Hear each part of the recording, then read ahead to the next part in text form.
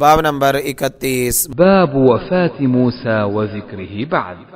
موسیٰ علیہ السلام کی وفات اور ان کے بعد ان کا ذکر۔ حدیث نمبر 3407، حدثنا يحيى بن موسى حدثنا عبد الرزاق أخبرنا معمر عن ابن طاووس عن أبيه عن أبي هريرة رضي الله عنه قال: أرسل ملك الموت إلى موسى عليهما السلام، فلما جاءه صكه، فرجع إلى ربه فقال: أرسلتني إلى عبد لا يريد الموت.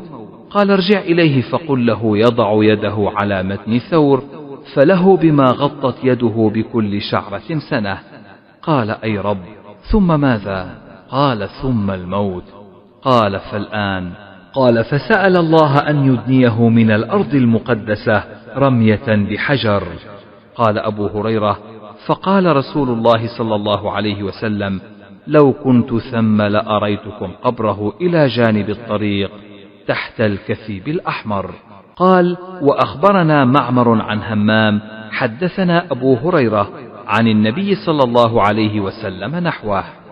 ابو ہریرہ رضی اللہ تعالیٰ عنہ سے روایت ہے، انہوں نے کہا ملک الموت کو موسیٰ علیہ السلام کی طرف بھیجا گیا۔ جب وہ ان کے پاس آیا تو انہوں نے اسے تھپڑ مارا۔ وہ واپس اپنے رب کے پاس گیا اور کہنے لگا: تو نے مجھے ایسے بندے کی طرف بھیجا جو مرنا نہیں چاہتا۔ فرمایا: واپس اس کے پاس جا اور اس سے کہہ وہ اپنا ہاتھ کسی بیل کی پشت پر رکھے، پھر اس کے ہاتھ کے نیچے جتنے بال آئیں ہر بال کے بدلے اس کے لیے 1 سال ہوگا۔ انہوں نے کہا: اے میرے رب، پھر کیا ہوگا؟ فرمایا: پھر موت۔ کہا: پھر ابھی ٹھیک ہے۔ فرمایا: انہوں نے اللہ سے درخواست کی کہ وہ انہیں ارض مقدس سے پتھر پھینکنے کے فاصلے کے برابر قریب کر دے۔ ابو ہریرہ رضی اللہ تعالیٰ عنہ نے کہا رسول اللہ صلی اللہ علیہ وسلم نے فرمایا: اگر میں وہاں ہوتا تو میں تمہیں سرخ ٹیلے کے نیچے راستے کی ایک جانب ان کی قبر دکھاتا۔ کہا اور ہمیں معمر نے حمام سے بیان کیا کہ ہمیں ابو ہریرہ رضی اللہ تعالیٰ عنہ نے نبی صلی اللہ علیہ وسلم سے ایسے ہی بیان کیا۔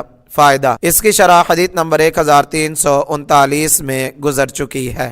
حدیث نمبر 3408، حدثنا أبو اليمان أخبرنا شعيب عن الزهري قال: أخبرني أبو سلمة بن عبد الرحمن وسعيد بن المسيب أن أبا هريرة رضي الله عنه قال: استب رجل من المسلمين ورجل من اليهود، فقال المسلم: والذي اصطفى محمدا صلى الله عليه وسلم على العالمين في قسم يقسم به. فقال اليهودي: والذي اصطفى موسى على العالمين.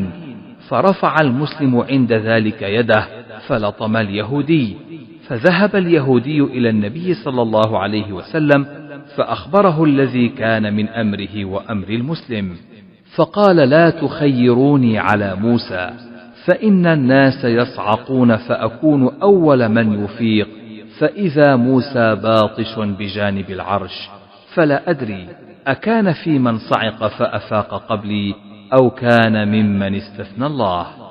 ابو ہریرہ رضی اللہ تعالیٰ عنہ نے بیان کیا کہ مسلمانوں میں سے ایک آدمی اور یہود کے ایک آدمی کے درمیان گالی گلوچ ہو گئی۔ مسلمان نے قسم کھاتے ہوئے کہا: قسم اس کی جس نے محمد کو سارے جہانوں پر چن لیا، اور یہودی نے کہا: قسم اس کی جس نے موسیٰ کو سارے جہانوں پر چن لیا۔ اس پر مسلمان نے ہاتھ اٹھایا اور اس یہودی کو تھپڑ دے مارا۔ وہ یہودی نبی صلی اللہ علیہ وسلم کے پاس گیا اور آپ کو اپنا اور اس مسلمان کا معاملہ سنایا، تو آپ نے فرمایا: مجھے موسیٰ پر ترجیح نہ دو، کیونکہ لوگ بے ہوش ہو جائیں گے تو ہوش میں آنے والوں میں سے سب سے پہلا میں ہوں گا۔ دیکھوں گا کہ موسیٰ علیہ السلام عرش کی ایک جانب کو پکڑے ہوئے ہوں گے۔ اب میں نہیں جانتا کہ وہ ان لوگوں میں شامل تھے جو بے ہوش ہوئے اور مجھ سے پہلے ہوش میں آ گئے، یا ان لوگوں میں سے تھے جنہیں اللہ تعالیٰ نے بے ہوش ہونے سے مستثنی رکھا۔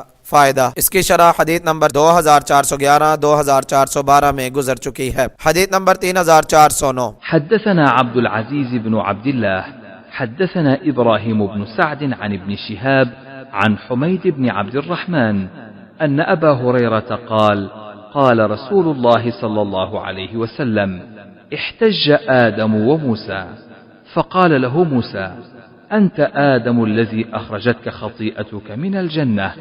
فقال له آدم: أنت موسى الذي اصطفاك الله برسالاته وبكلامه، ثم تلومني على أمر قدر علي قبل أن أخلق.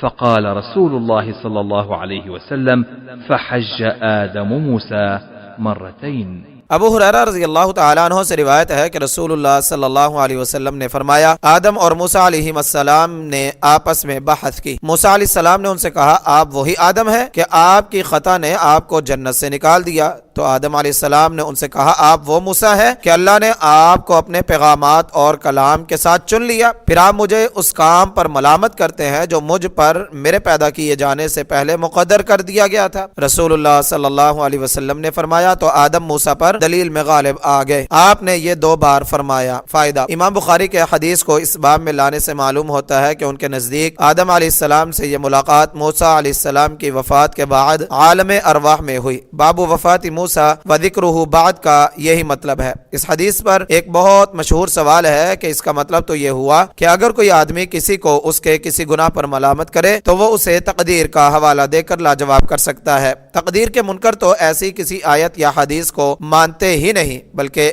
حالانکہ تقدیر پر ایمان کے بغیر آدمی مسلمان نہیں ہوتا، اور جبر یہ حضرات اس سے اپنا مطلب نکالتے ہیں کہ انسان مجبور ہے، اس کا کوئی اختیار نہیں۔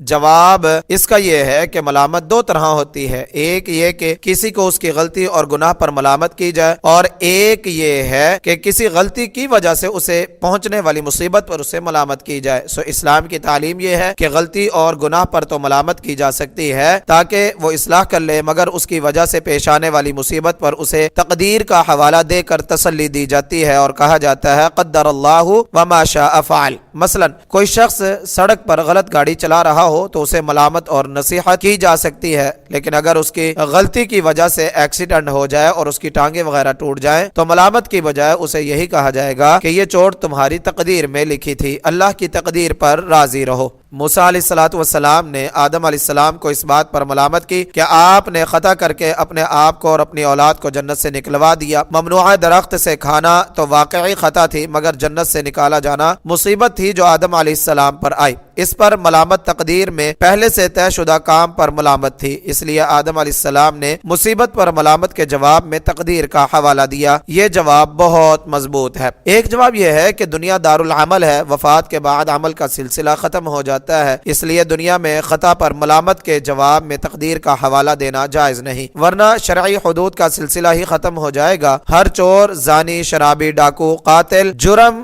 کر کے کہے گا میرا کیا قصور، تقدیر میں یہی لکھا تھا۔ البتہ کوئی شخص توبہ کر چکا ہو اور اس کی توبہ قبول ہو چکی ہو، پھر مرنے کے بعد کوئی اسے اس گناہ پر ملامت کرے تو وہ تقدیر کا حوالہ دے سکتا ہے۔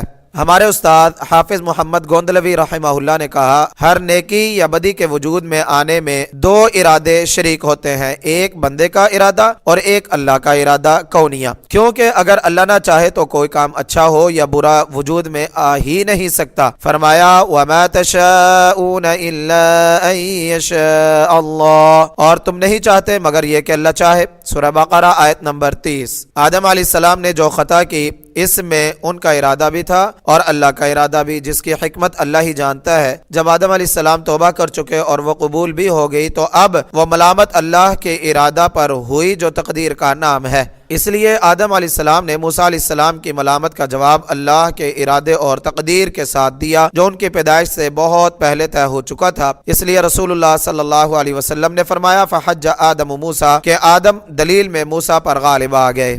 حدیث نمبر 3410۔ حدثنا مسدد حدثنا حسين بن نمير عن حسين بن عبد الرحمن عن سعيد بن جبير عن ابن عباس رضي الله عنهما قال خرج علينا النبي صلى الله عليه وسلم يوما قال عرضت علي الأمم ورأيت سوادا كثيرا سد الأفق فقيل هذا موسى في قومه۔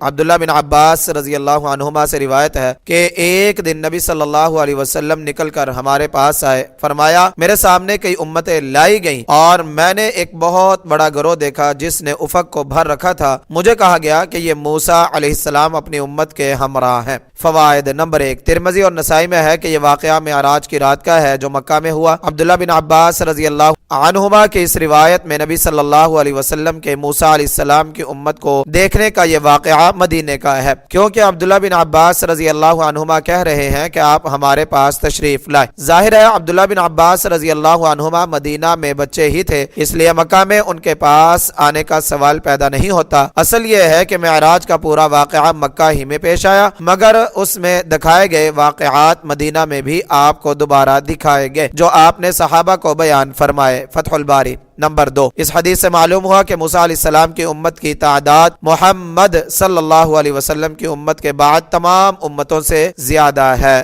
فتح الباری۔